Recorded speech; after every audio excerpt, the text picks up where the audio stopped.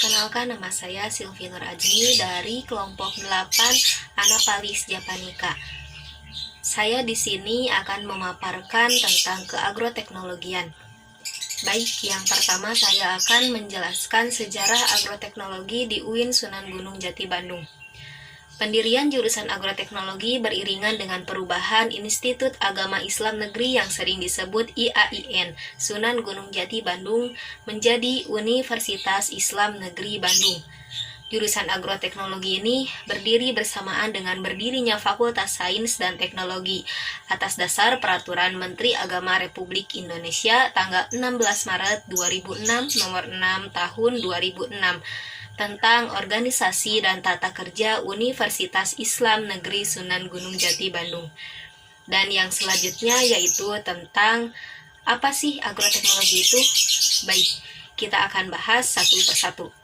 Agroteknologi merupakan bidang studi yang mempelajari penguasaan teknologi pada produksi pertanian dengan memperhatikan kualitas dan efisiensi. Di dalam jurusan agroteknologi ini, kita akan mempelajari berbagai permasalahan di bidang pertanian, pembenihan, dan perkebunan. Kuliah di jurusan ini, kami akan disiapkan untuk bersaing di era industri 4.0 sehingga mampu membantu sektor pertanian menghasilkan produk-produk unggul. Baik, secara ringkas, agroteknologi berasal dari dua kata, yaitu agro serta teknologi. Agro berasal dari kata agronomi, yaitu ilmu yang mempelajari gejala atau fenomena dalam hubungannya dengan pertanian, atau teori serta praktek dalam pengelolaan tanah serta produksi tanaman. Sedangkan teknologi berkaitan erat dengan sains serta perekayasaan. Sains mengacu pada pemahaman kita tentang dunia nyata sekitar kita.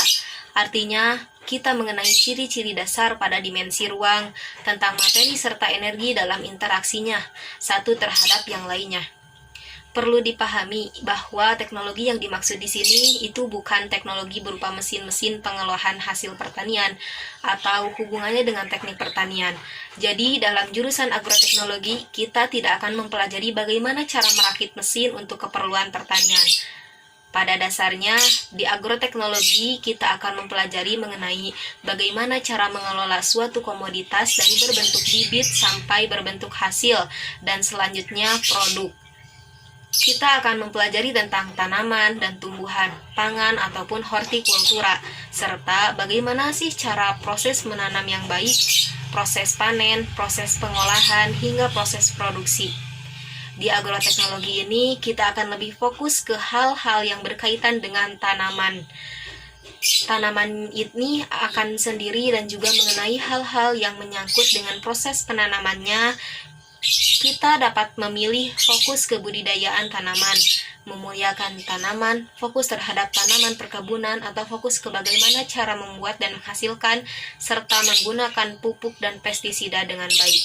Atau dapat meneliti tentang baik tidaknya suatu ataupun dapat meneliti tentang tanah di suatu wilayah untuk ditanami oleh suatu komoditas. Jadi intinya, di agroteknologi kita akan mempelajari mengenai hal-hal yang berbau bahan pangan secara mentah yang masih dalam bentuk produksi serta hal-hal yang berkaitan dengannya seperti tanah sebagai media tanam, pupuk sebagai pemberi nutrisi, dan sebagainya. Berdasarkan uraian sederhana tersebut, di atas maka agroteknologi adalah sains serta perekayasaan dalam pengelolaan tanah serta produksi tanaman untuk mendapatkan perubahan yang lebih maju atau baik. Dan apa sih prospek peluang kerja jurusan dari agroteknologi ini? Baik, kita akan membahasnya. Di sini Indonesia memiliki peluang besar untuk mengembangkan pertanian melalui agroteknologi menuju kemandirian pangan dan bukan bergantung pada impor. Negara Indonesia merupakan negara agraris di mana dahulunya sektor pertanianlah yang membuat negara ini bisa berkembang. Namun saat ini bidang pertanian khususnya agroteknologi semakin sedikit diminati generasi muda. Banyak yang berpikir bahwa ruang lingkup agroteknologi hanya sekitar kebun dan sawah, padahal tidak seperti itu.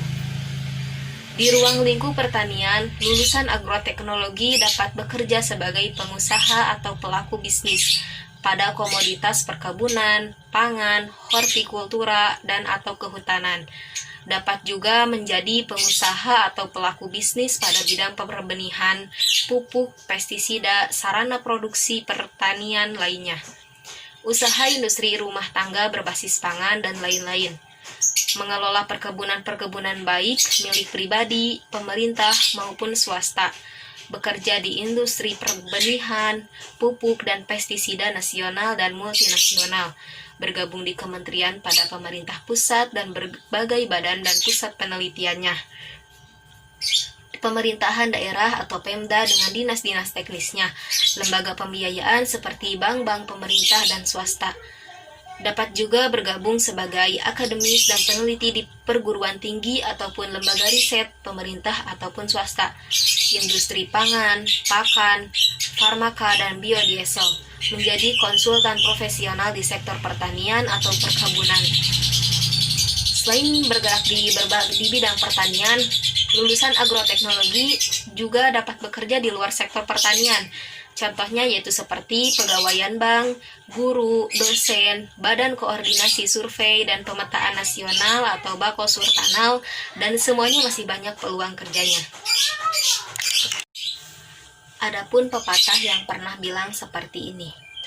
Selama perut manusia itu ada di depan, maka itu juga petani diperlukan. Jadi, untuk menjadi petani kita sangat diperlukan. Jadi, tidak usah khawatir untuk kedepannya dalam aspek kehidupan.